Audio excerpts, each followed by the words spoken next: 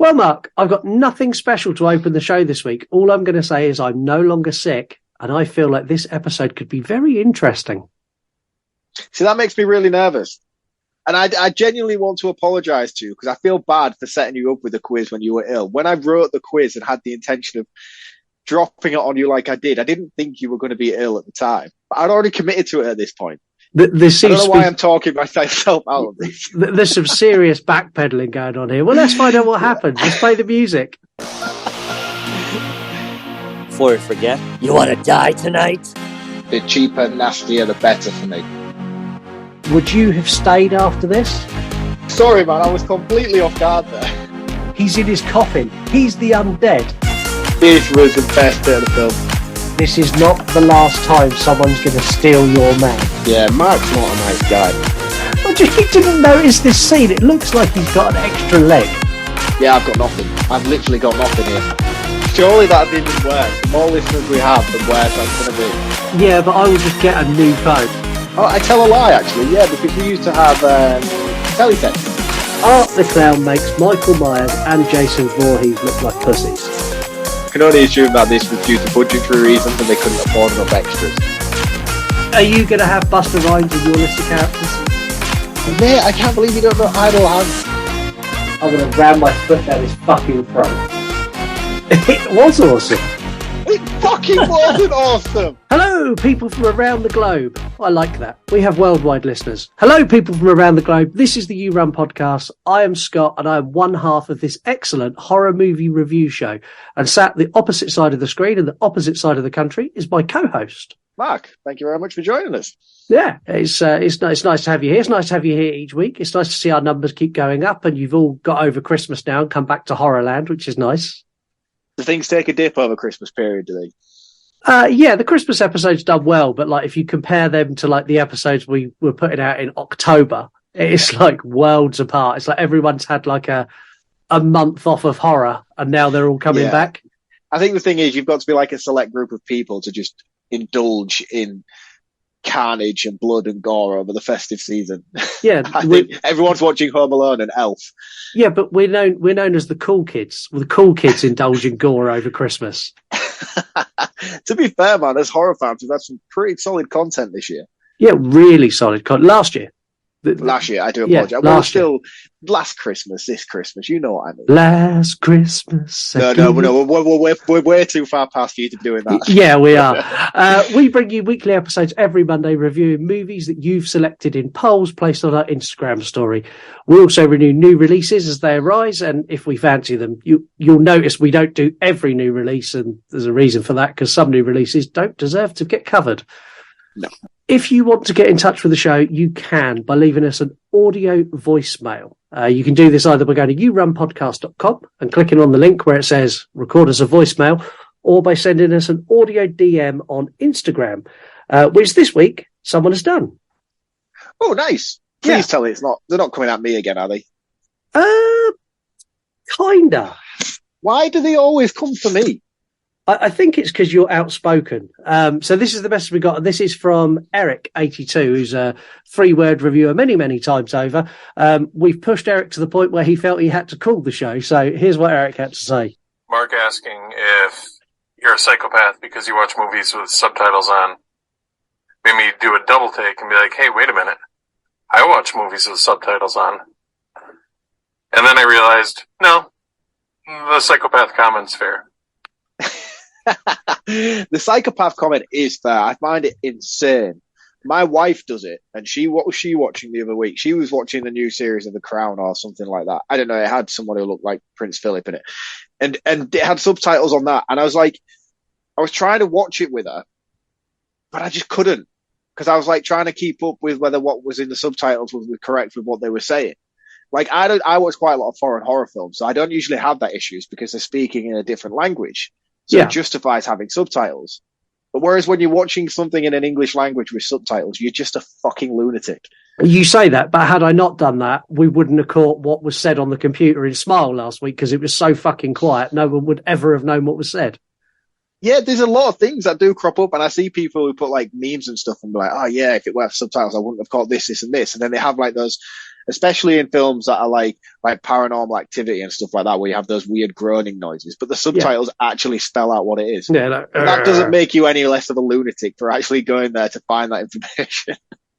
well, That's like the kind of people who sit there and watch a film with a director's commentary. Yeah, I'd do that too.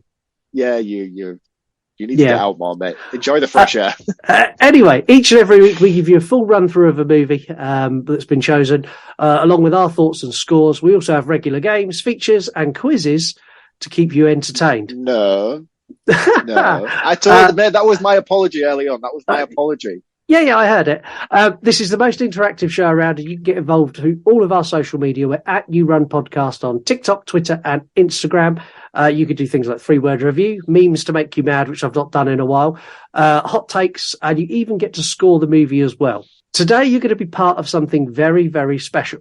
You chose 2015's Hell House LLC. And this is the first time ever a movie selected on the show is a first watch for me and Mark. I'm usually the guy who's the first watch guy who gets introduced to new stuff each week. Yeah, mainly older stuff that I've missed growing up, i.e. Monster Squad, etc. Yeah, but this week it's both of us. Both of us, yeah. I'll take.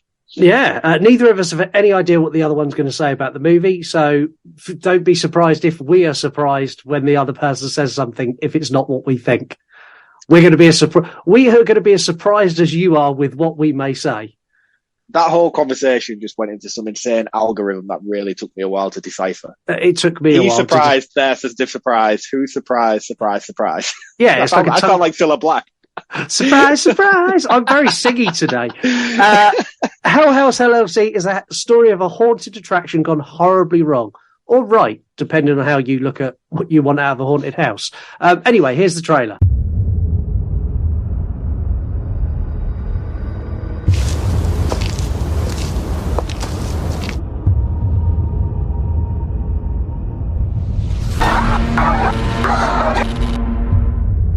What happened that night at the Abaddon Hotel?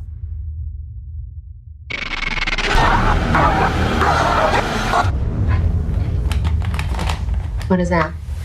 It's everything. Sarah, have you watched those? No. So you have no idea what's on them? How beautiful is this? Hell House.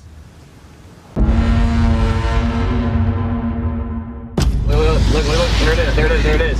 Here we go. What was that? I don't know. You have heard the rumors about this. There are no rumors about rumors? this place. No rumors. We talked about this. It's supposed to be haunted. All right, dude, lock me in. Hold it. Godspeed. Hey, man. How many freaks did we have? 3 freaks. What's going on? Are you sure?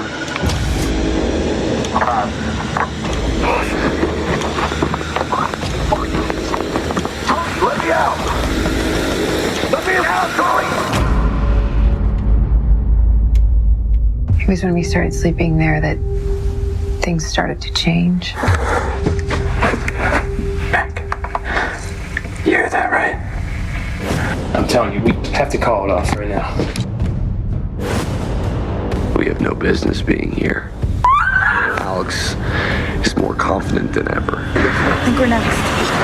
Go back up!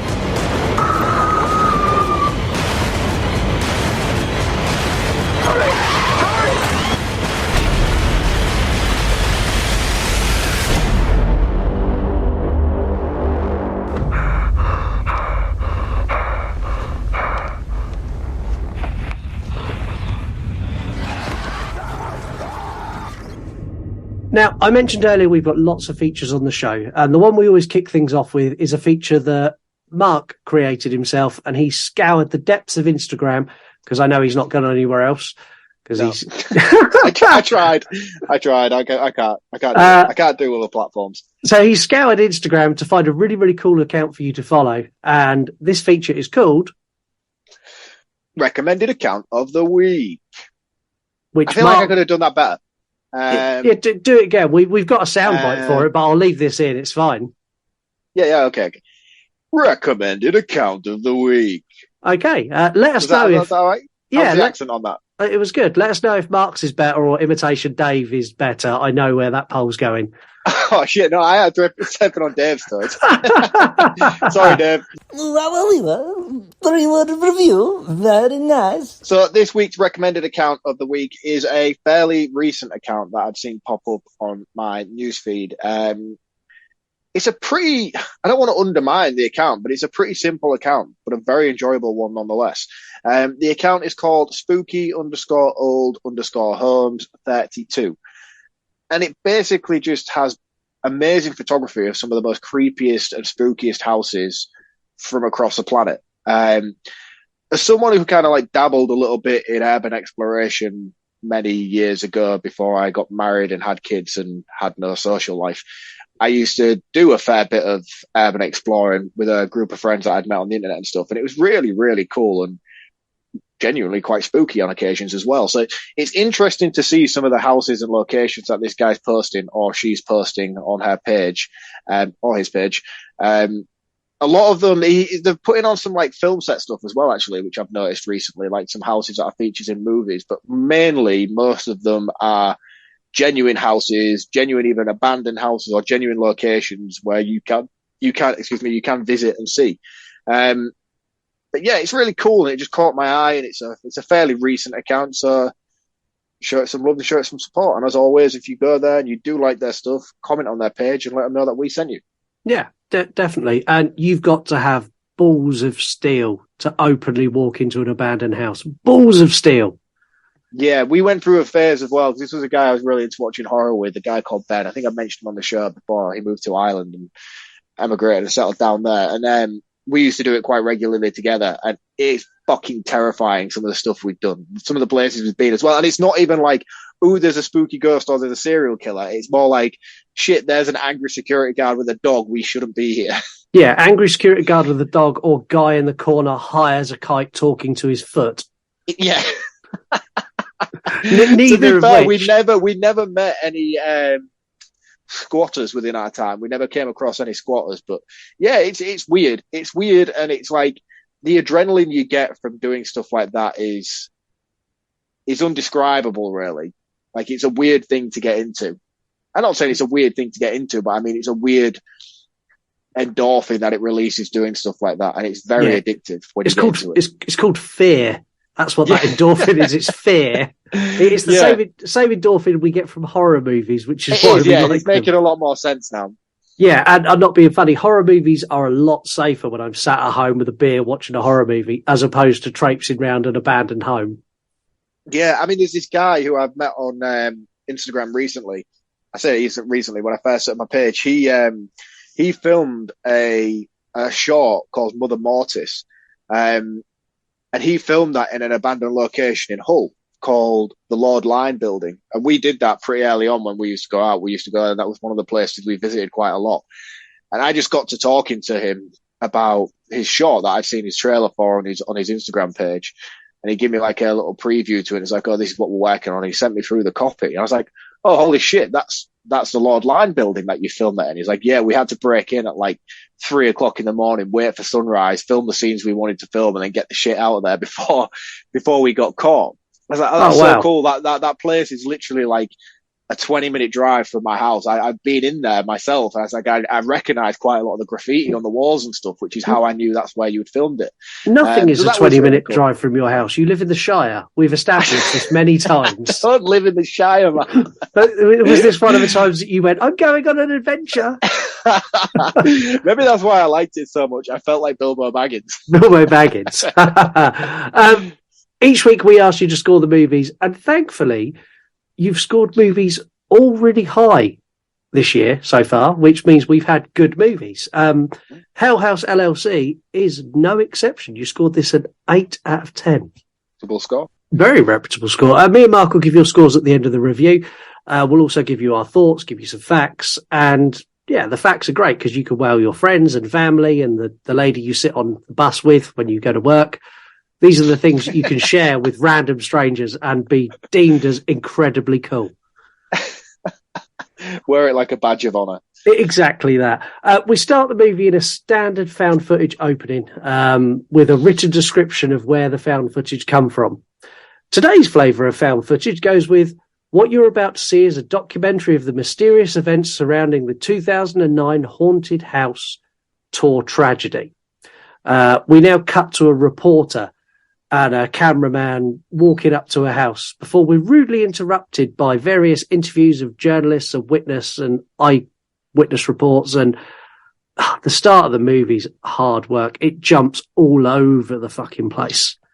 Yeah, I mean, one thing I like about found footage films, especially when they're done in this way, is where they incorporate it more like a documentary than an actual, oh, we found this camera, we're just going to play it from you from start to finish, or we're going to edit this found camera footage that we found, but we haven't edited it. It just, yeah. Do you know what I mean? Like it just happens to be edited neatly. Yeah, it just happens to be very, very neatly wrapped and presented to you in this way, even though it's found footage. So I kind of like the way when it's done in more of a documentary style, where it bounces back and forth between interviews with surviving members and cast, or they do like news articles in between and news footage. So I kind of liked the layout that they were going for. So when I saw the stuff early on that they was doing with the news and the documentary and the interviews, I was like, oh, this is going to be really good. But it does this thing early on where it just bounces around between all of them so rapidly, that you're just like, oh shit, and you can't digest the information quick enough that it's trying to present to you in such a short period of time, and it's fucking hard work to get through. It's really hard. One thing I will say is the news footage looks great. It genuinely looks like a proper news report. Yeah. A really, really good job with that. After we get this mishmash of scenes, we get another written text on the screen. As you know, I hate reading horror movies. I've got a real issue with it. Found footage. We just had a full-on 10-minute conversation about how you're having subtitles on with your films. Yeah, I do. But I hate reading exposition of the movie. Oh, right. Okay. And found footage is the one subgenre where I accept this and it works, because you can't have a found footage movie without some sort of explanation. And you can't. It's very difficult to implement exposition with a found footage film. Because that's like if you take a found footage film with characters who are clearly supposed to already know each other, but then try and introduce each other to the camera without being authentic. There is no way of being able to do that properly, I don't think. There's no way to present that without coming across as fake. Yeah, I agree completely. What we get next is on October 8th, 2009, Halloween Haunted House opened its doors in Abaddon, New York, a small town just outside New York in Rockland County. We now get more news footage and interviews. They kind of fill the opening scene, and we keep cutting back to the reporter and the cameraman finding their way up to the house. We get a YouTube short video, which is someone who's in the attraction on the night, and it's absolute chaos. You see people pushing and shoving, and you see one of the live actors run past, and then one of the guys who's running the haunt with a headset runs the other way. And I'll be honest, at this point, I was ready to go, do you know what? I've had enough. I'm not really into this. And it wasn't up until we reached a point where I got really interested. And the point I got really interested is when you see this found footage come out into the car park, and there are emergency services everywhere. There's like 2 fire trucks, there's 4 policemen, there's an ambulance. I'm like, shit, what's going on? Even then, I was still not fully. It really took me a while to get into this. Yeah, I mean, I wasn't fully on board, but it had grabbed my attention at this point. The first 10 minutes, I was completely like, meh. Yeah, and I think the problem with it is like with found footage films, I like them to slowly progress. You know, I like to start off subtly. I like to see subtle things in the background. I like to slowly start to see it all come together. This just throws you in such a wild, in-your-face, loud, flashing, zooming place so early on. You're just overwhelmed by all of these experiences and lights and changing scenes, and it's like I can't digest this quick enough by the way you're trying to explain it to me. And I just found myself zoning out and picking my phone up and be like, oh, this is still my head. Yeah, I was as well. And you get more news clips after this and more interviews. So you get an interview with the photographer who's gone into the house and taken photographs of blood on the walls, because the police said it was a gas leak, but he's taken photographs as blood on the walls. So it obviously wasn't a gas leak. In complete contrast to you, which is quite common now, I hate this docu-style found footage horror. It's really not my cup of tea, but thankfully, after one more written exposition on screen, we get a little bit of traction. So we get Sarah Havel, a member of Hell House, reached out to documentarian Diane Graves and agreed to do an interview in a hotel near Abaddon. This is where I got invested, and we actually started getting a storyline. It wasn't just this barrage of information that my brain was going, I don't care. What do you mean? No, I'm not. It was the opening scene of this. I was really like, oh, I'm not interested. I thought we was going to panic. I'll be honest. I thought, oh God, this is going to be a really hard episode. Yeah. And it was from here where I was fully invested. And honestly, the levels of creepiness that they achieved with hardly any money through this movie blew me away. Yeah. Yeah, it is honestly the most anxiety-inducing film I've seen in a long time. Yeah, a very, very long time. I mean, it's not perfect and it's massively flawed in areas, but some of the stuff that occurs in this film is honestly gut-wrenching. Yeah, there's bits of this where I literally like recoiled in horror in my chair. I was like, fuck! a couple of the jump scares really got me. I was like, shit! I did not see that coming. And this is the beauty of found footage films when they're done correctly. They have the ability to do things that most normal horror films can't get away with without coming across as a jump scare or cheap or lazy. Yeah, because found footage, that's kind of where jump scares live. That is it. Yeah, exactly that. We meet Sarah as she begins to do her interview with Diane, and she quickly reveals that she has all of the CCTV footage and handheld footage from the haunt on the night, and she hands them over to Diane. And this is where it really starts to pick up. So we're now watching the found footage that she's handed over. Yeah, she mentions as well that she's never watched them herself. She just hands them over. Yeah, and she's collected them. As they asked her why she didn't give them to police, and she kind of just like brushes over that fact. And just ignores it, really. She's like, well, I've given them to you. Yeah. Why would I give them to police when I could give them to you for your documentary? It's kind of that money. Yeah, it's kind of that kind of vibe. We now meet the Hell House team as they drive up to the Abaddon Hotel. They're joking and generally having a laugh. You've got Sarah and her boyfriend Alex. We've also got Paul, Mac, and Tony.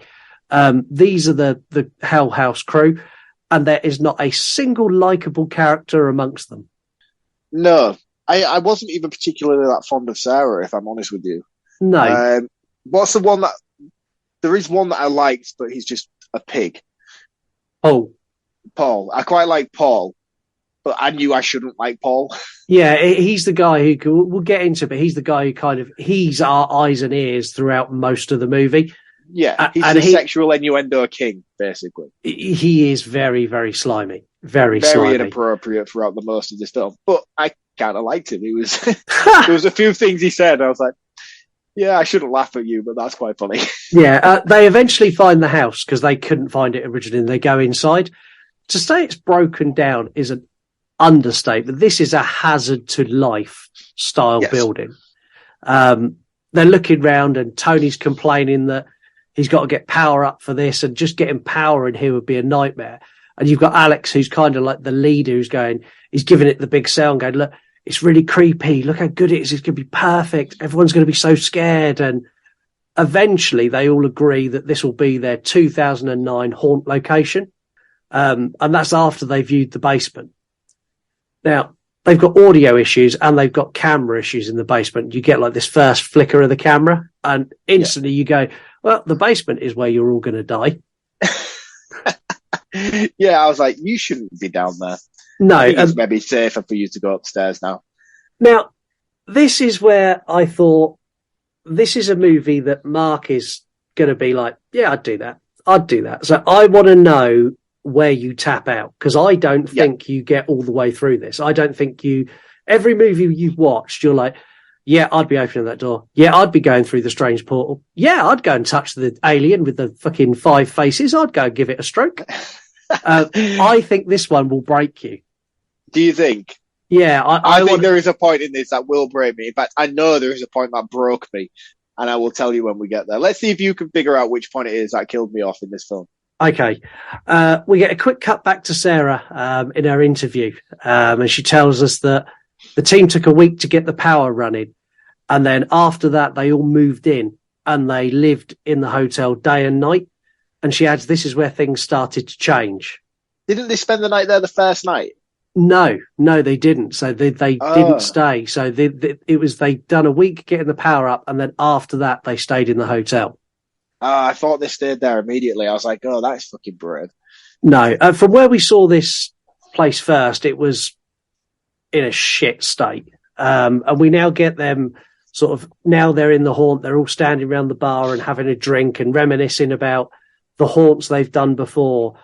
And the friendship of these 5 people is really authentic. Lots of digging at each other. And I thought the way they built their relationship, I didn't like any of them, but the way they built their relationships together, you could see they're quite a tight-knit group. Yeah, and I think the thing is as well, I always stress the importance of the authenticity within found footage films, especially within the cast. If the cast don't feel authentic as a group of people, then you can't buy into the story that this is supposed to be a found footage movie. I mean, you know in the back of your mind that this isn't real and that this is a movie, but you have to kind of let yourself fall into that false sense of security with it being found footage, and you have to kind of let go a little bit in order to be able to enjoy the experience that it's a found footage film. And I think if the cast aren't authentic in their relationships or even authentic within their performances, you really struggle to be able to invest in what's playing out on screen. Yeah. That was one of the biggest issues that I had with the Blair Witch Project. I thought the Blair Witch Project didn't feel authentic enough to me with the cast. Like, it felt forced, their relationship. It felt forced the way they were trying to behave on screen. But whereas here, everything felt genuine. Yeah. I could feel myself falling into that lull of believing that this was real. Yeah, and they do a really good. The other thing they do a really good job of doing is showing you the layout of the haunt. And I love the fact they've done this. So they do lots of kind of almost like half little walkthroughs. And I know this sounds silly, but you could, like, when you watch it, I know that the bar leads to the dining room, leads to the stairs, leads to the basement, and they go the other way. I could draw this out for you as a map, the plan of this house, based on just watching this film once. Yeah, I reckon I could navigate my way from the bedrooms upstairs to the basement without getting lost. Yeah. And without most trouble, without knocking into furniture as well, based on we go through with it that many times.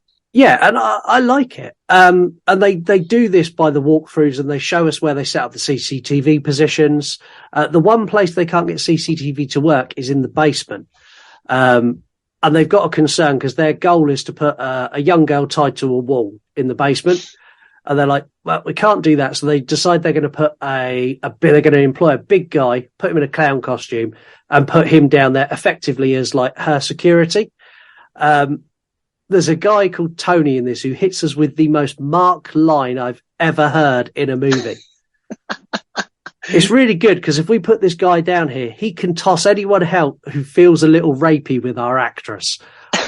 I died. I was killing myself laughing. Everyone uses the word rapey, do they not? I don't think they do. I think it's exclusively you and the guy called Tony from this movie. Maybe I wrote this movie. We get the first shot of Paul keeping his video diary and the first sign of anything creepy beyond what the team have been setting up around the haunt. This is so brilliant in its simplicity. Paul is complaining that he's laying in his bed doing like a video log, and he's complaining that Sarah's the only chick in the house and Alex is not into sharing. He's really creepy, by the way, as well, this guy. Yeah. And he's really excited to get some actresses there for the haunt, and he hopes one of them's bonable. While he's having this moan, the door behind him opens, and you've got like this really naff red light that you can only get away with in a haunted house. And you see a shadow block his door. And I was like, oh, that's creepy. And then Dude. what he done, I didn't expect. So he turns around and he's like, Sarah, is that you? What's up, dude? Everything okay? And then this shadow walks out of his room and back down the corridor. And he's like, he even addresses it. He's like, that was fucking weird. Anyway, good night. Mate, honestly, like, this got me. This was when I wasn't not on board by this point. But this was where I fully committed. I was like, right, I'm fucking in now. This is wow. And I thought Paul was going to get it as well. I was like, he's done for now. Yeah. But then in the back of my mind, I was like, no, surely not, because he's quite a pivotal character. Surely they're not going to kill him off so early. And I was like, no, they're going to do it. And I was having that back and forth moment with myself that I haven't done with a film in such a long time, where I was like debating whether this guy was going to die or whether he wasn't. And I was fully invested in my own conversation. Like, he's going to go. But then, like, nah, surely not, because he's such a pivotal character. They can't kill him off this early. I said, no, he's going to go. He's going to go. Yeah. And it just got me. It got me so bad. It got me I kind of went, oh shit. And then he addressed it and I went, that's good. I love the fact that he's turned around to what is quite blatantly some sort of entity and like, are you all right? What the fuck are you doing? Yeah. Weirdo. And I liked that. We now get to meet some of the cast from the local town who are going to serve as the actors in the haunt. As we meet them, we also get a bit of story exposition, which is fairly common in this documentary style movie, but very rare in normal horror movies. So we find out that after the event, police tried talking to Joey, and Joey's the guy who's going to play the big clown. He refused to talk to them, and 9 days later, he was found that he'd hung himself. Yeah. And I thought this a really weird choice. I was like, why are you telling me where it's going now? I thought it was really odd. No, you see, I didn't, because I was under the illusion that this was a very different film to what it actually turned out to be. So I thought this was a very subtle way of introducing his involvement. Yeah. Okay. If that makes sense. Yeah, I know. I don't want to get too far into spoiling the plot before we get there. But yeah, I know where you were in your head then. I'm kind of with you. Are you kind of with where I am with this film now? We meet Melissa, who is one of the actresses, and Alex is explaining she's the main attraction. She's been tied up in the basement. And Paul is just a fucking pervert. He's like, and you're going to be topless? And she's like, I'm sorry, what? He's like, no, I'm kidding. Unless you want to be topless. How old are you? It's like, fuck, come on, man. If you have to ask somebody how old they are, then that is not a good start. If you have to ask someone how old they are too young. This girl is like 16, 17, and Paul is like, I don't know, mid-20s. Yeah.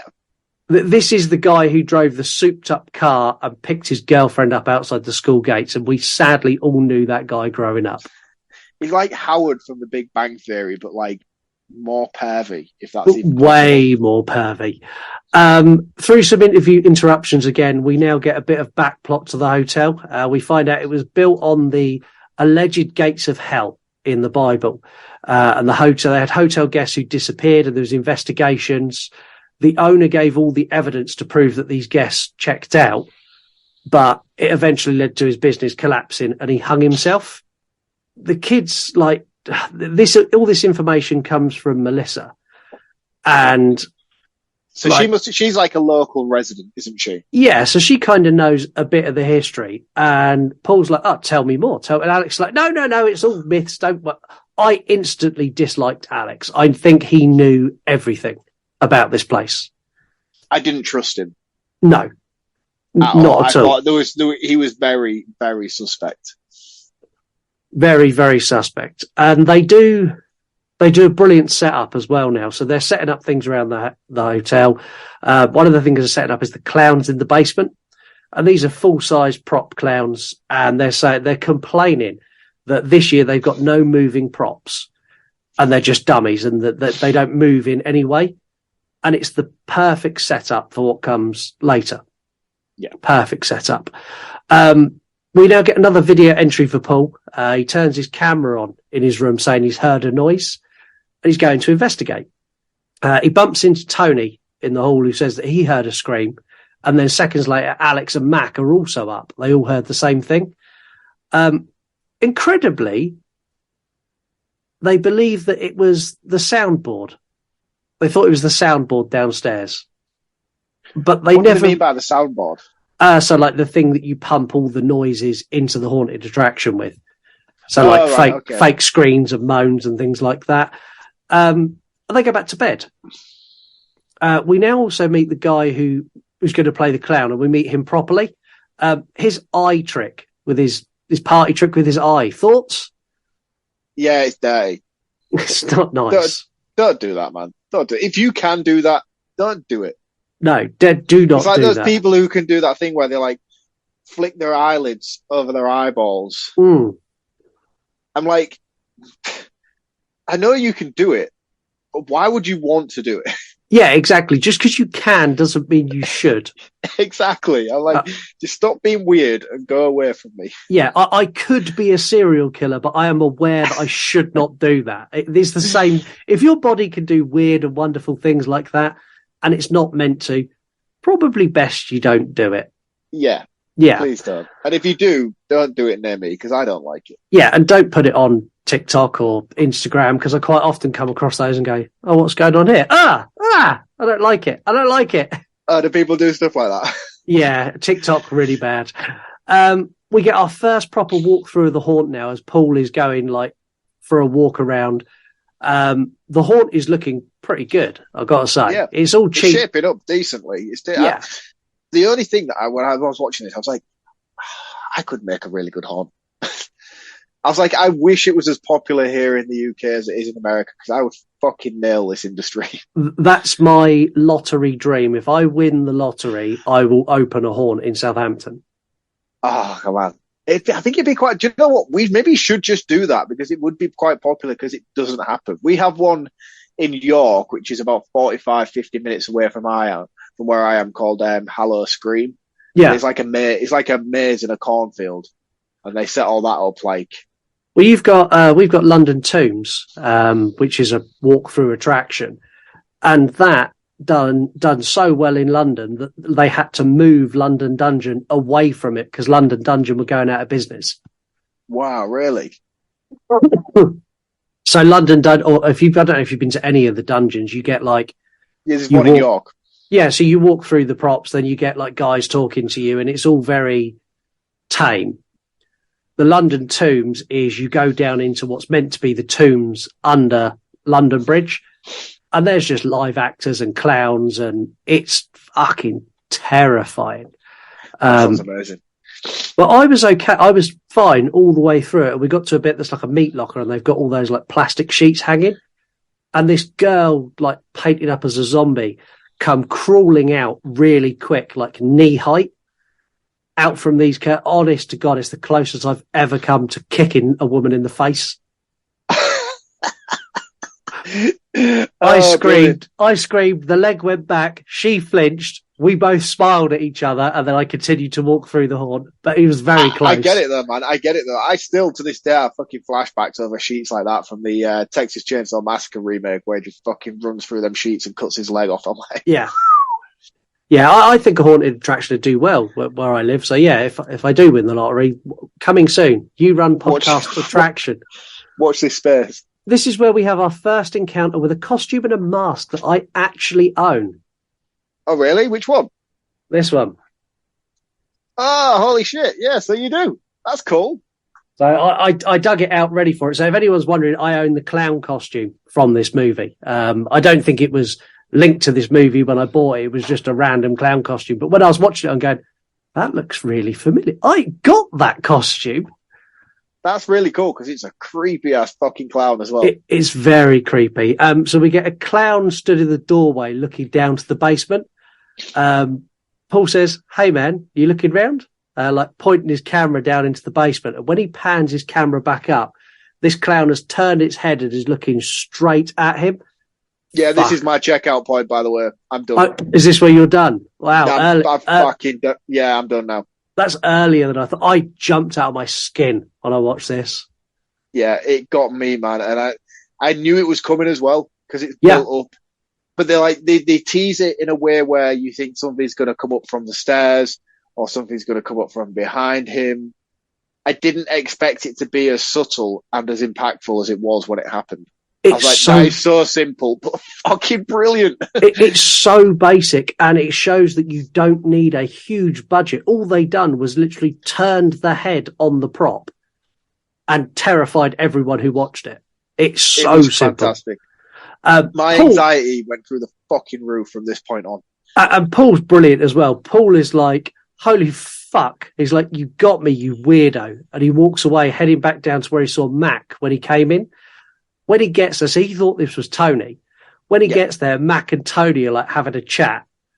And he freaks and runs back down to find the clown is now gone and is in the basement, sat on the floor. See, to me, like, if I was him, I don't know if I'd go charging back like he did. I'd be like, dude, what the fuck? I thought that was you. If that wasn't you, who the fuck was that? Well, the best bit of this is like he freaks out and he's screaming at them that something is wrong. And they but dig then up. He goes running back towards it like immediately as if to be like, he's going to fucking fight this demon clown or whatever the hell it is. Yeah, but then he gets the footage and he shows them the footage. And they're like, that's amazing. How did you do that? I hope you put this much effort into the horn. Yeah.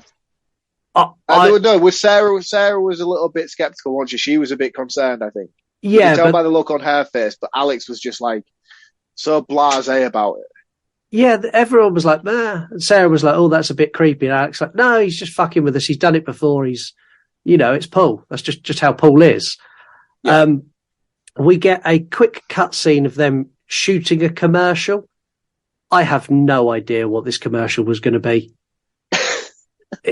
It's awful. They've got like a couple of like zombie props and they're doing this weird, like, I don't know, like something you'd see on a dodgy sketch show. And it's like, but it made sense though, because he addressed it as well, which was really clever. There was like, look, we're going to make a commercial, but we don't want to show anybody the inside of the horn. So let's come up with something stupid outside in the garden. Yeah, it kind of made sense, but I was kind of like, this commercial, I want a copy of that commercial because it's going to be the shittest commercial ever made. Oh, definitely. But this movie's all about, this first part is all about building the bond with them. And it shows that they are a tight-knit group. And I didn't find any of them particularly likable. And I really didn't like Paul because he's just a bit pedo-y for me. He's Glenn Quagmire from Family Guy. Giggity. We now get the lights out walkthrough. No. Before we do that, though, Sarah has that brief moment where she's she zones staring out at the statue in the garden. Yeah, staring at the statue of the Virgin Mary. And I think this is kind of where, if we're working on this as a demon, this is where the demon's already started to influence her a little bit. Yeah, I mean, I wasn't sold on this element of it. I didn't know that that's what it was trying to imply. No, I was kind of why I brushed over it in my notes. It was a bit nothingy to me. It was a bit nothingy, but in hindsight, now knowing the ending, it kind of isn't. Yeah, no, it's not. We do get the lights out walkthrough though, and you get Paul goes through, and like all the lights are off, and they flick on the strobe light. I couldn't see what scared him in the scene, but then they do a really good thing where they show you some still shots of the scene, and he's looking down the hallway, and you've got like two figures stood at the end, which are props they've put there. And then when you get did you not see this the first time around? No. So then there's like a third figure, like blocking the entire hallway.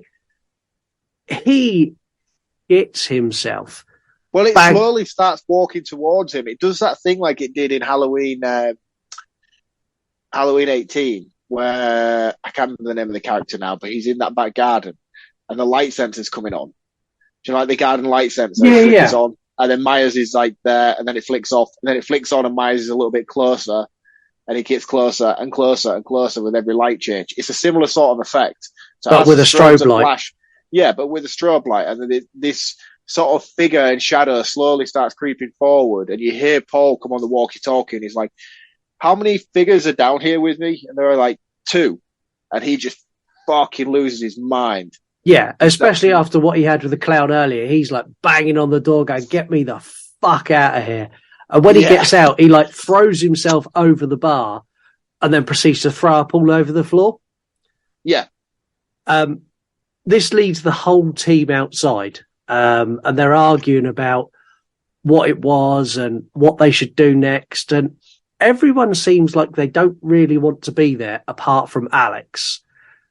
And he's like, look, we need this. We're only a couple of weeks away from the Horn, and think how good it's going to be. I'm not being funny if it's fucking terrifying Paul, who's done this for 3 years with us. How good's it going to be when you get paying customers in here? Yeah.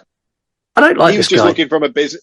He was just looking at it from a business perspective, wasn't he? And I get that from a sense of if he's invested a lot of money and time and effort. I don't know whether this is a team adventure or if he's the boss. I kind of got the impression that he was like the main guy behind it all.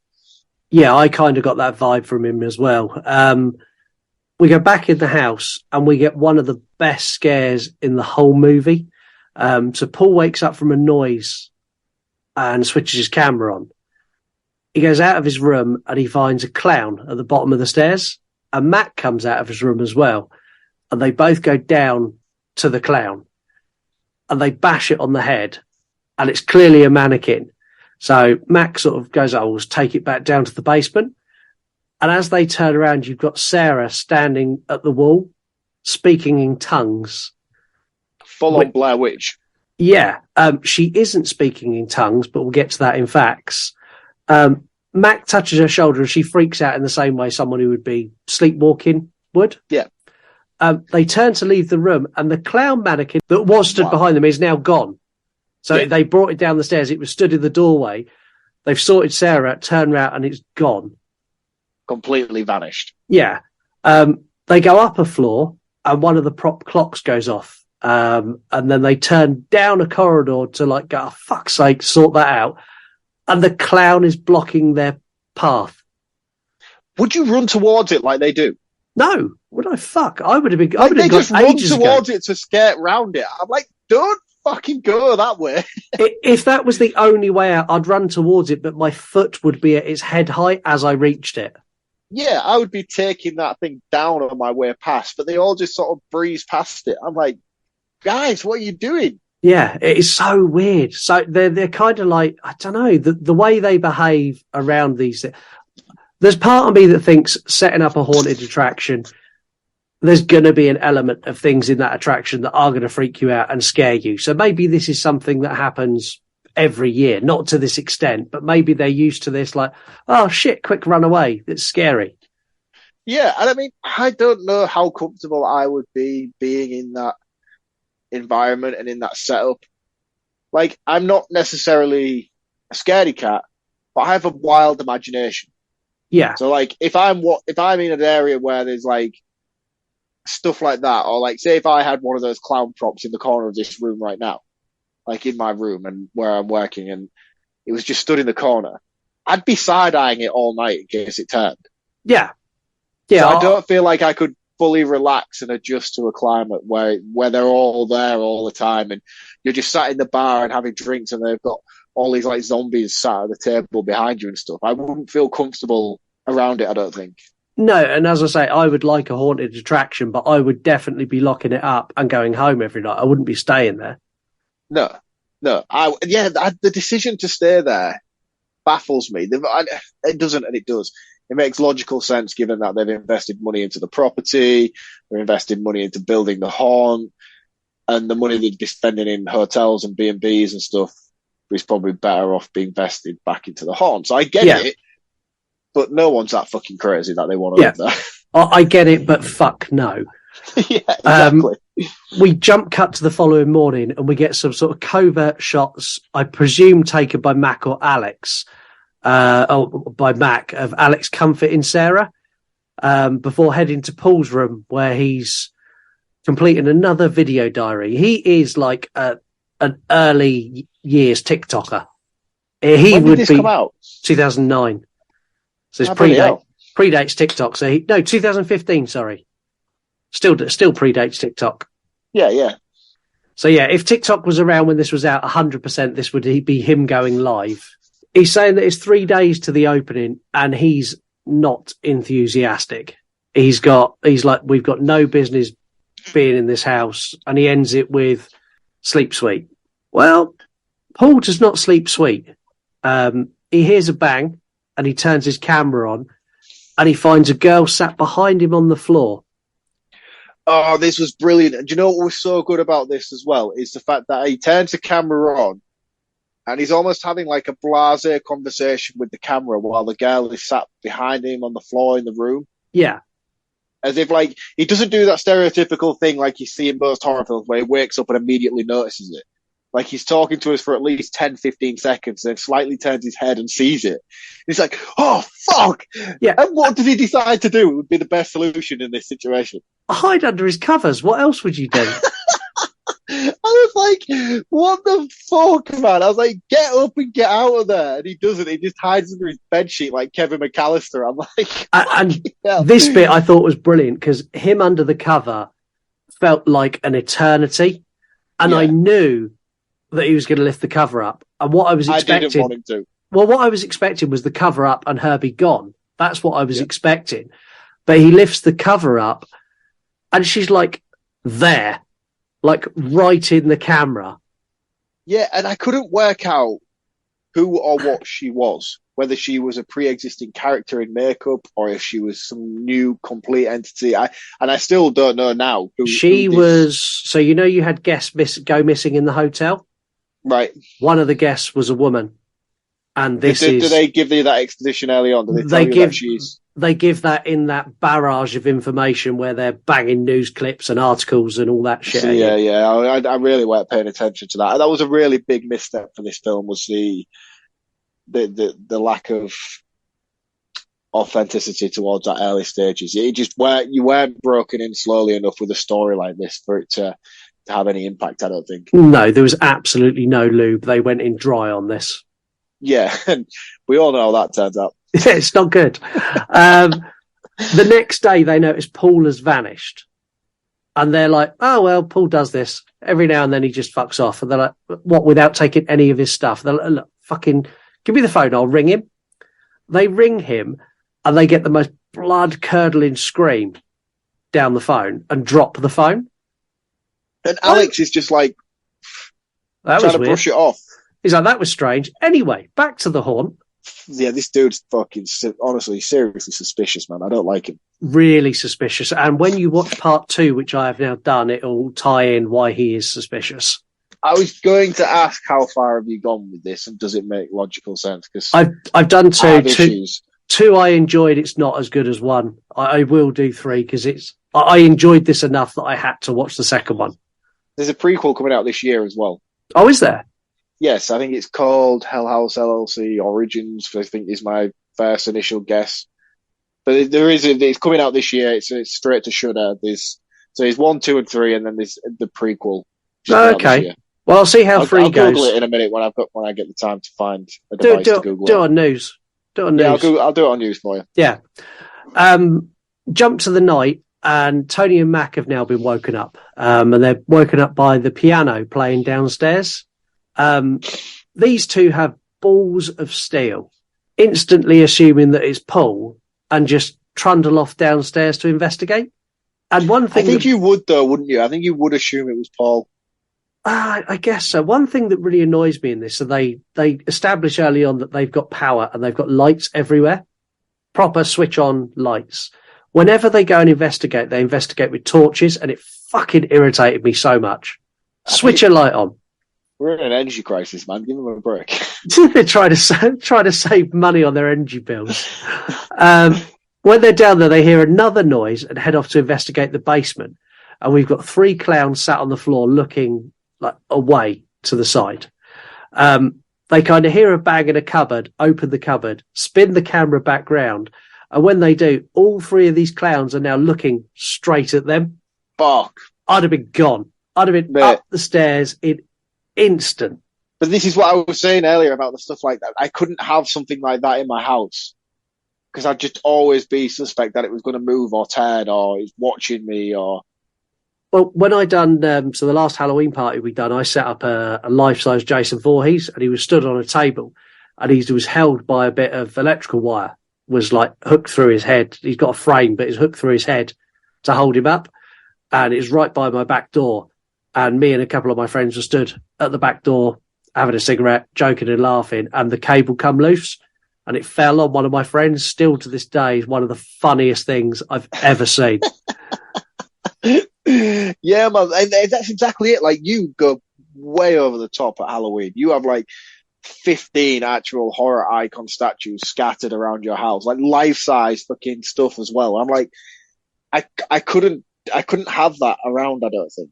It's funny, it all lives in the loft. And I will say, when I took the Christmas decorations down, I do go up there and like I'll turn to the side and I've got like Ghostface, Freddy, Michael Myers and Jason all staring at me, and I'm like, you will just stay still. I'm going to get the Christmas decorations and then I'm going to go. See, even knowing that it was up there, I don't think I'd be able to sleep. This is where they now spot Paul. And Paul is sat in the corner and he is out of it. He's like silent and like rocking backwards and forwards. He's gone, shot to bits. Yeah. The following day, because they don't take him to get any sort of help, they just sling him back in his room and tell him to go to sleep. Tony and Mac confront Alex saying like, fuck this, it's being called off. I saw all this shit in the basement. I'm sorry, it's not happening. And Alex is like, it's fine. Paul's back with us. Everything's okay. I don't see the issue. And they have a blazing row. And Mac's like, or Tony's like, do you know what? I quit. Not doing it. Fuck you. I quit. And then we get this. So I just want to jump in here because I had this weird thing happen with my my telly, and I missed quite a lot of this. So like in the bit in the early on where they're in the basement and the clouds turn and they run into like that mini basement freezer thing. Yeah. I think one of them, Paul or Tony, drops a camera and it does that weird thing like you find in most found footage things where it goes with the sound, and then everywhere's like muffled for a couple of seconds. Yeah. But for some reason, at the exact time that they did that, my Shudder app had like a bit of a fit, and the volume went down on everything. And I was like, oh, it's going to come back on in a minute. I was like, I daren't turn the volume up to be able to, because I thought they were just like, it was a camera fault with the found footage thing, and eventually it's all just going to wear back in, but it'll do it on like a jump scare moment. Yeah. I was like, I daren't turn my volume up on my telly to hear what they're mumbling to each other in case it just leaps out at the screen at me and just does something weird.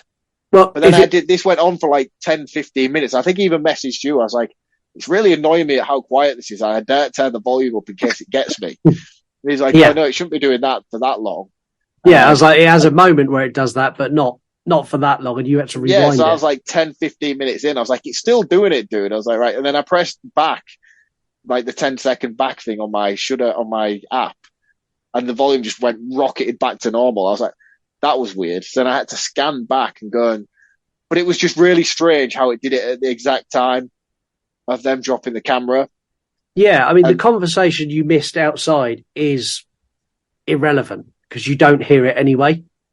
I did, because I turned it up to full volume for that bit particularly. Did you? So I need to know. So they have a conversation and Mac convinces him to come back. What did Mac say to him to get him to come back? Right, so this is where the confusion lies with me with the ending. He says to him that something's going on bigger and Alex is in on it, and that Alex has shafted them. He's like, and then he basically says, look, I'm going to stay. And then he's like, well, if you're staying, then I'll stay. But they're saying that Alex has done something and Alex is in on it, and he's like keeping this secret from everybody. I'll be honest. Only one of them knew. So whoever the guy was, not the one in the cornfield, the other one stood next to him trying to reassure him. Yeah. Only him and Alex knew, not even Sarah or anything like that, or Paul. It's like, no, only I know. Alex has only told me, and I'm only telling you because I don't want you to leave. If I'm being honest, if I was Tony, there is not a single fucking thing in the world that anyone could say to me to get me to go back in that house. No. But nothing at all. This is what I mean. Like, so from this point on, I knew that was the conversation that unfolded. So I was like, right, Alex is now definitely more suspect as fuck. Yeah, he's doing something weird. Yeah, so without giving away anything in the second one, Alex knew all about the house when he arranged it as the haunt, and they had no permits and no permissions to be there. They broke in. Ah, okay. So I'm not going to give any more away, but that's kind of no. Yeah, that's kind of the basic premise of it. Turns out that Alex knew everything, knew it was haunted as fuck, and decided that was a good idea couldn't get permits, couldn't get permission, and went, it'll be all right. Which makes more sense as to why he's so fucking blasé when everything does start being weird. Yeah. It's opening night, so strap in. Here we go. Alex gives everyone their pre-show prep talk, and they go and check on Paul, who's still sleeping, as he's done since he's reappeared. He's been asleep. We get a good shot of the outside, and we can see there is a huge crowd of people. They're making, if all of these people are paying, I don't know, $20, they're making a fucking fortune, absolute fortune. Yeah, it's busy. It's busy. It's a fair amount of people, but you'd have to run this show. Oh, good 3 weeks. 3 weeks, yeah, in order to make up the month's investment you've spent into it. Yeah, you'd need to run this show for eternity to get over the emotional damage the house had done to you at this point. Yeah, definitely. We get a last few bits of prep. Though they set up the girl. Well, when I say they set up the girl, they get the girl chained up downstairs and then cut all of her clothes off and leave her in bra and panties. I just didn't think this was necessary. Completely unnecessary. I just. And the worst bit is poor old Paul, who wanted to see her in bra and panties, is upstairs in his bedroom catatonic and has no idea this is happening. No. We get a quick shot of the walkie-talkies not working. Tony and Alex are trying to contact Mac, and he's kind of like, it's not working, I can't hear you.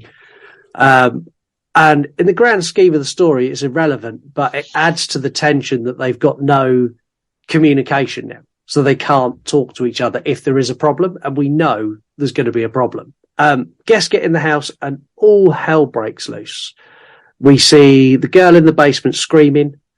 She's screaming for Joey, who's the guy in the clown costume, to come and help her. And you see a figure in robes and like a mask approaching her. Joey runs away, not only running away, taking the keys to her shackles with him, leaving her to her death. Yep. We don't see exactly what happens because of the way it's filmed. And I kind of quite like that. I like the ambiguity of, I don't know what happened, but I know she's dead. Yeah, and I liked the subtleness of what it is. You know, like you don't know what's happened, you don't know who's happened or who's where or what's where, but you know something's not quite right, and everyone is freaking the fuck out. Yeah, and in the chaos running around the house, we get Mac finds Alex hanging in the attic. And there's more cloaked figures. These closing scenes are so fast and furious. It's kind of rough for me to watch. I mean, I hate shaky cam shit. I like found footage, but I hate when they go full on. I'm running and I'm shaking the camera in my hand as I'm running. I can't stand it. It's jarring, isn't it? It's jarring. It's headache inducing as well if it's done poorly. And this was one of those things where it was done quite poorly. I mean, it's not with like the guys who appear in the robes. Is like they just appear, and then from this point on, I knew it was like demonic entity. Yeah, I mean the shaky standard sort of the kind of shit you'd get in a found footage anthology wrap up. Yeah, and it just felt wasted to me. I was disappointed by this. And the shaky cam footage isn't as bad as the shaky cam footage in Wreck. Dude, Wreck is a fucking masterpiece in comparison to this. Love a dig at Mark's favourite movies. Mac is also taken out here. We get a static camera like as he hits the deck. We cut back to Sarah's interview now, so we're back in current time. And she's like, I'm a bit tired. Can I take a break? And Diane's like, yeah, no worries. She also like says she's going to go and like they're like, oh, do you need a room? We'll get you a room. And she's like, no, I've got a room. If you need me, I'll be in room 2C. Diane's like, okay, cool. So Diane and her cameraman are like talking to her as she's leaving. She goes, I think you should go check out the house for yourself. Diane's like, well, we can't get a permit. She's like, is that the only thing stopping you? And it's like, oh, and that's when I went, something's wrong with Sarah. Something's very wrong with Sarah because it was very weird. Very, very weird. It's almost like she went, is that the only thing stopping you, you pair of pussies? Yeah. And so they proceed to leave and they go down to reception and they question the receptionist and say, oh, yeah, Sarah in room 2C. And they're like, there is no 2C. We don't use letters here. Yeah. So they're like, oh no, well maybe she's she's used an alias, maybe she's used a different name, and then like, no, we don't have any guests here under that name. We don't have any letters in our rooms. Like, she is not staying here with us. No, and this is instantly where I saw the ending, and I went, I bet the Abaddon Hotel has a 2C. Yeah. Straight away.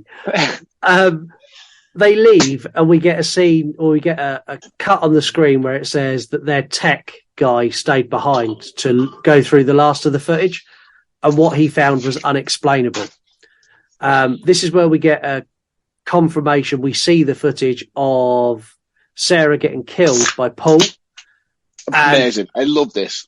So brutally. He bludgeons her to death with the camera, and then you see her dragged off screen. So good. So good. He slits his own throat here as well, doesn't he? Yeah, and I really appreciated this as well, because there was a subtle callback to earlier on where the police officer at the beginning was like, I know it wasn't even the police officer, it was like that private investigator guy who would meet at the beginning. Yeah. Who's part of the interview crew. He's like, oh yeah, so I spoke to one of the officers after the event, and he said that he'd seen one of the victims who was part of the haunt. They didn't name any names at this point, so you never knew which one it was. It's like, but it appears that he'd had his throat slit. But the officer in question told me that there is only one way that the scars or the cuts would come out the way they did, was if the guy had done it himself. Yeah. Yeah. And then you just see Paul with this broken bit of glass just rive his neck off at the end. It wasn't glass. It wasn't glass. So at the beginning of the movie, when they're searching around the house, they find a little piece of plate. And they go, with the woman that they say is Sarah. They go, oh, it looks like Sarah. Oh no, this girl's hotter than Sarah. It's that bit of plate he slits his throat with. Oh, that's cool. So that was another little callback that I thought was really, really good. Diana and her cameraman are now there, and we get a full circle back now, because these were the people going in the early stages of the movie. These are the ones you were seeing going into the hotel. They have a look around the haunt. They go into various different rooms. They get to the basement, up the top of the stairs of the basement. I love the cameraman. He's like, I'm not going in the fucking basement. I love the fact that they don't as well. Yeah, the cameraman is like, this is great and all, but no. She's like, oh, okay, we'll go upstairs. And they find room 2C. And the cameraman's like, no. Again, the cameraman's like, no, don't open that door. And they open it, and Sarah is sat on the bed. And Not only that, though, but it's locked from the outside. It has like a latch lock on it, and they have to unlatch it, basically like a latch bolt. Yeah. And she's inside the room. I was like, she shouldn't be inside that room because it's locked from the outside. So yeah. She's basically imprisoned in that room. What are you doing going in there? Yeah. And they go in, and she's now, you can see all of the marks where she's been bludgeoned, and she's really pasty and white. And Diane goes in, it's like, are you okay? Well, obviously fucking not, Diane. No. And as they walk in, the people in the cloaks appear again. They turn to leave, but the door is now slammed shut. They turn back, and the cloak figures now just swamp them. Yeah. We will round this movie up shortly, but let's get some facts and fuck-ups first. Hey, Scoob, it's time for facts, bro. So in this movie, there are several points in the movie where you get to see the computer monitors and the CCTV. All of these have got dates on them. So this movie is set in 2009. However, all of the monitors, 3 or 4 of the times, show the date of 2014, the year they filmed it. Also, I didn't pick up on that. Also, if you're interested, they filmed it in the early weeks of October, because the date on there was the 5th of October. So they filmed this here, the 5th of October, 2014. It took them 10 days to film it. Oh, it's my birthday. Ah, happy birthday for October. Well, no. It's not my birthday today. The scene where Paul throws up after he's come out of the strobe lights, he actually threw up. So the strobe lights messed him up so much. He didn't like the strobe lights, made him feel sick and queasy. And then when he jumped over the barrier, he threw up. That wasn't part of the movie. That wasn't meant to happen. And they kept it in. That's cool. Really I'm cool. sure I read that as well. I'm sure I read that was a thing. This is the most insane fact of any movie we've ever reviewed. So the film is shot in a real haunted attraction, the Haunting of Waldorf Hotel, and it's in Pennsylvania. Angie Moyer, who's the owner of this attraction, become the set designer for them, because obviously it's her haunted attraction. She's like, oh, we'll just use the shit I've got lying around. The wild fact is the haunting of the Waldorf Hotel, the actual real attraction, is in what is an abandoned hotel. So it was an abandoned hotel that become a haunted attraction that then had Hell House LLC go and film in, telling the story of a haunted house that took over a real abandoned hotel. Again, I'm already fucking lost. That was so confusing. So cool. So cool. In Sarah's interview, she says, when I go to the front door, the police were just arriving. And this is what she's saying when she's speaking in tongues at the wall, but she's saying it backwards. Say that again. So when she's being interviewed, she says that she got out of the loft and she got to the front door as the police. She says, when I got to the front door, the police were arriving. When she's talking at the wall, that's what she's saying over and over again, and they reversed it. Whoa, that's trippy. Yeah, really, really cool. I really like that. The movie went on to become a franchise, spawning 2 sequels. The second I've now seen, which ties quite neatly into the first, and the other one I haven't. Now for some big issues I've got with the movie. Issue number 1, I said this earlier, they have full lighting throughout the haunt, and even when it gets really like shit's going down, they never switch on a light. It bugged the hell out of me. The other one, so the Diane and her cameraman die in room 2C. We know they're dead there. How did we get the footage of them dying in 2C, and who is showing us the footage? Because it's Diane's documentary we're watching, so how did that last bit of footage get out of the hotel and become part of her documentary when she died? I don't know. Films have got a film, haven't they, at the end of the day? Films have got a film. They annoyed me. They're my issues. Let's see what you thought in Hot Takes. It's time for Hot Takes. Creeping It Spooky. One of my faves and most watched found footage now. Legitimately creeped me out, and not many movies could do that anymore. That damn clown. That's pretty. I'll agree with that. Yeah, and they're a horror addict and video maker. Pretty Killer Podcast. I actually love this one. A found footage that works really well with minimalistic but efficient scares. The clowns are scary as well, and I actually covered my eyes for this one. Yeah, it was the most gut-wrenching found footage film. In fact, it's the most gut-wrenching horror film I've seen probably since Hereditary. It's probably one of the most recent ones who's got me as bad as this one did. Yeah, it got me good as well. And that's Jordana, who's host of Pretty Killer Podcast and now also co-host of a new podcast, which is Feature Creatures DTF. Is that her grand announcement that she couldn't tell us recently? It is that she couldn't tell us when she was on the show. So she's got a brand new show coming. Excellent. I'm very excited to hear it. We've got Pam and Terry Drunk and Scary, which is such a cool name. I love this movie. Didn't feel too cheesy like many found footage movie. The clown scared the crap out of Pam. Still have questions at the end. I loved it. The sequels weren't as great though. Pam and Terry are horror podcasters like us who like to drink and review horror movies. Who doesn't? It's us. It's us. Pam and Terry are like us in another podcast. I think you are the Pam. I think I'm the Pam. I think you're definitely the Pam. Yeah, I'm definitely the Pam. We've got Cray Cray, KJ. I'm a sucker for found footage movies, and this one scared me good. All of them did. The story was good, the acting was good, the ability to frighten the viewer was good, and I think that's pretty accurate. And they're a horror reviewer who's recently been delving into true crime and doing lots of stuff on true crime on their page, which is awesome. So well done. True crime's great when it's done how they're doing it. Talking of insane things, wouldn't it be insane to listen to something every single week for free without giving something back? That sounds insane to me. Ooh, Mark? that was a nice plug. Oh, I thought so. I think it's your turn to do something nice for us. Go to Spotify or Apple and leave us a little review. Say something nice like Jaws is better than Deep Blue Sea. Don't go there with me, man. Continuing that sentiment, you can, if you've got a little bit of spare cash to burn, you can go and buy an awesome t-shirt on yourunpodcast.com, like a Team Jaws t-shirt. That'd be good.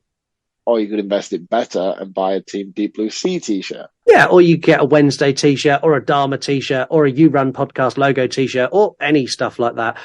We've got loads of cool designs. Go and have a look, and I'm sure you'll find something you like. Mark, you can round it up this week first. You can take the lead. It's quite a conflicting roundup for me, really, because there is so much about this that I absolutely loved.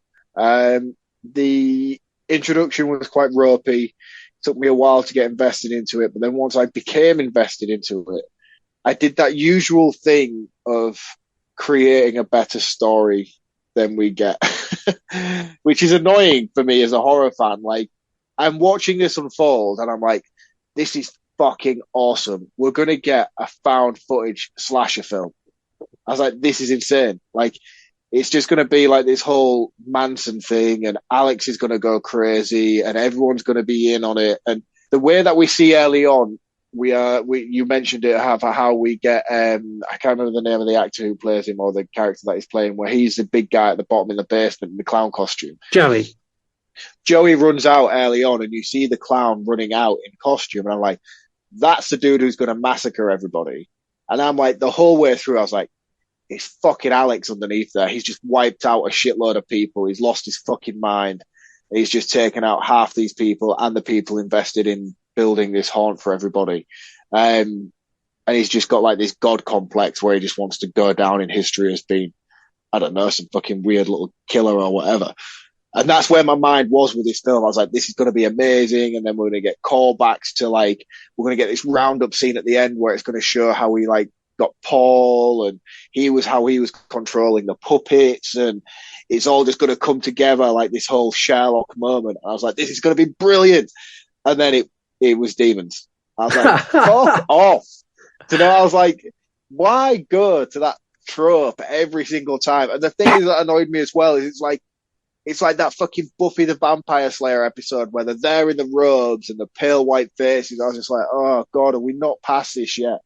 Because everything in between it was so good. This is one of the films where I've never felt so gut-wrenched in such a long time. Like, my heart was literally in my throat most of the way through this film thinking, shit, that is like genuinely creepy. I'm genuinely scared watching this. Like, my sofa's like in the middle, like most people have their sofas against the back of a wall. Mine's like in the middle of the room.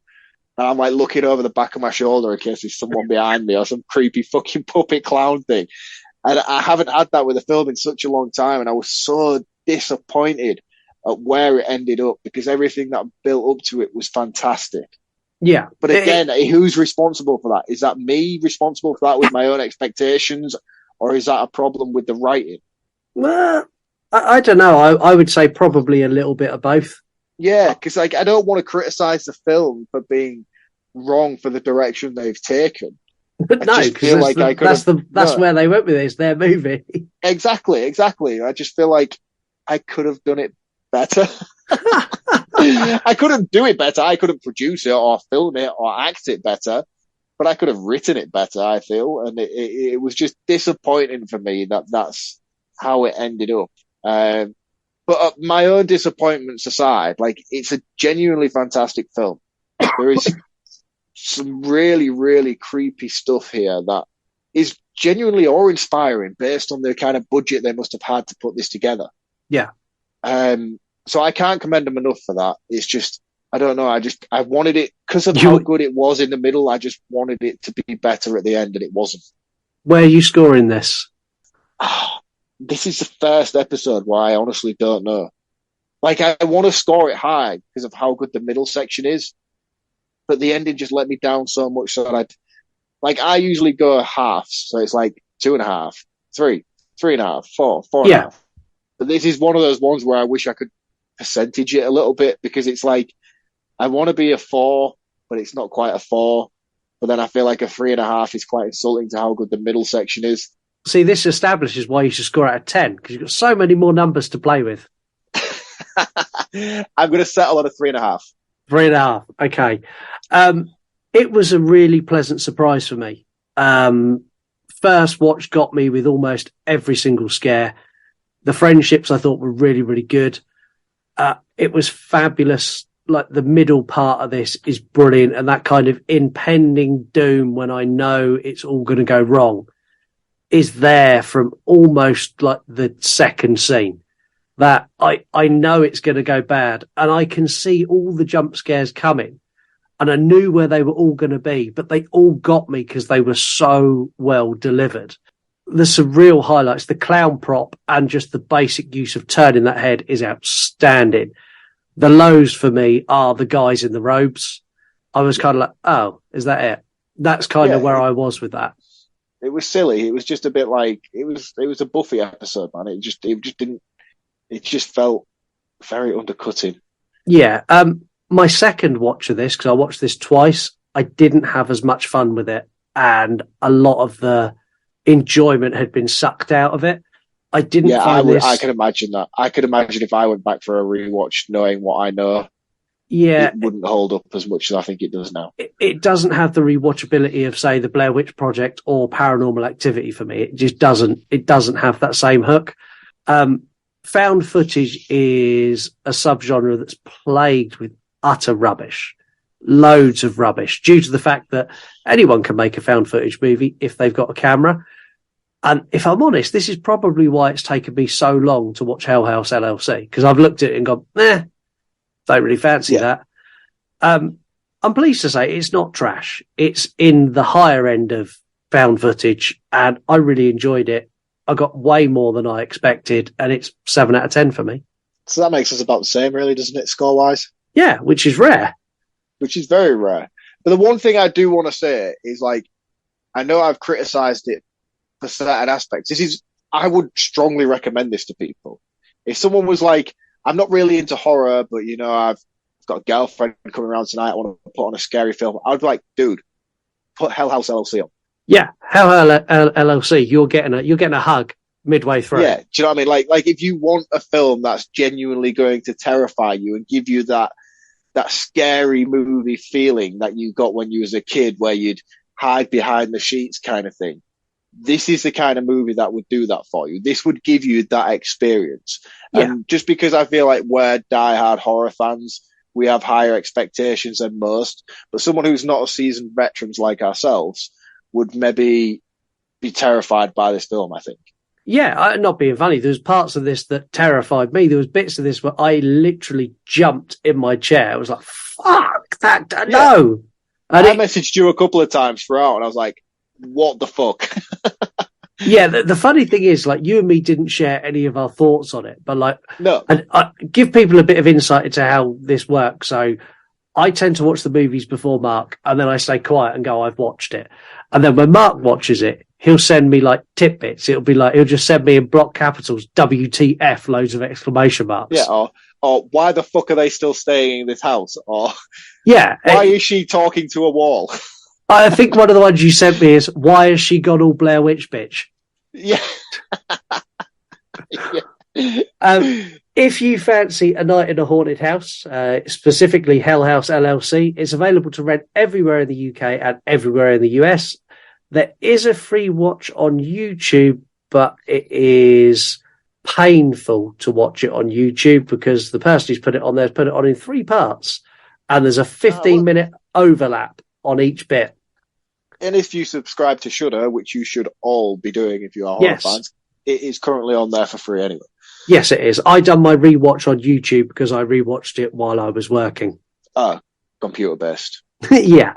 The new highlight of the show, Anagram Marc. We had loads of people now. Have you really? Yeah, we've had loads of people who've answered last week's anagram, which was Car Jewel. And what was the answer to that? That was Dracula. It was. Everyone who's entered will appear on a leaderboard, but not yet, because so far everyone's got it right. So there's no point in me putting a leaderboard with like 20 people on it with all the same score. So I'm going to wait a couple of weeks until people have got it wrong or not played, and we've got some clear winners. Yeah. Marc? I got a message from Skelly, and Skelly came to me. She's like, Juliet got it literally immediately. Yeah. And there's a few people who've got it immediately. Do you know, funnily enough, the first person to get it was Lisa. Oh, really? Yeah. Yeah, Lisa's like, Mark's anagram was really easy. It's this. Yeah, but it was. I was trying to be easy for the first one. I had to break you in slowly. I couldn't just be like, I can't 20 drop you in a boss level, can I? No, exactly that. So what is the anagram for this week? The anagram for this week is company cashier. And I'm not going to spell that for you this week, because if I have to spell it for you, then you shouldn't be playing a fucking anagram game. So apologies to our dyslexic listeners. Fucking hell. Sorry, I feel really bad for saying that now. This week's anagram is company cashier. Company cashier, right? Okay, so let's see how many people get that one right. We are back on Friday with horror movie news. Please remember, it's a separate podcast. You can find it by searching "You Run Podcast Horror Movie News" wherever you listen to your podcasts. Next week on the show, we're joined by our first guest of 2023, the creator and host of the Let's Talk Horror channel, Mr. BP. I'm excited for BP being here. I'm excited. I've not met him. I know you've worked with him before, but this will be my first time working with BP. He's a very, very energetic guy. BP says what BP thinks with no filter. He's so cool. Cool. It's going to be so exciting. Cool. I'm looking forward to it. What are we doing next week? We are doing Wes Craven's People Under the Stairs. A first time watch for me. Not for me, but I did only watch this last year. So it's new to me. Yeah. So I'm familiar with it. I don't know, it features quite a lot of the cast from Twin Peaks, or at least the main two cast, who are husband and wife, are actually husband and wife in Twin Peaks. Yeah. I don't think they're husband and wife in real life. There might be. That might be one for facts next week. Spoiler alert. Yes, spoilers, thanks. I can't put that in next week. I don't think that's true. I don't know, that's just pure speculation. So maybe that's a new feature, speculation. I'll get you to speculate what happens in a movie. That could be a thing. All right, let's do it now then. What my speculation for People Under the Stairs? So there's the little kid from the Michael Jackson Bad video is in it, and then there's the creepy couple from Twin Peaks, or the creepy couple in it, and they keep people under the stairs. And then the little kid from the Bad video is the next door neighbor, and he finds people under the stairs. Okay, I'm going to cut that audio and I'm going to play that at the beginning of next week's episode, and we'll see how close you were.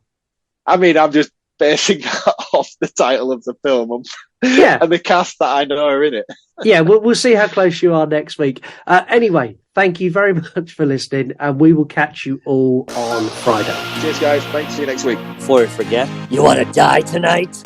The cheaper, nastier, the better for me. Would you have stayed after this?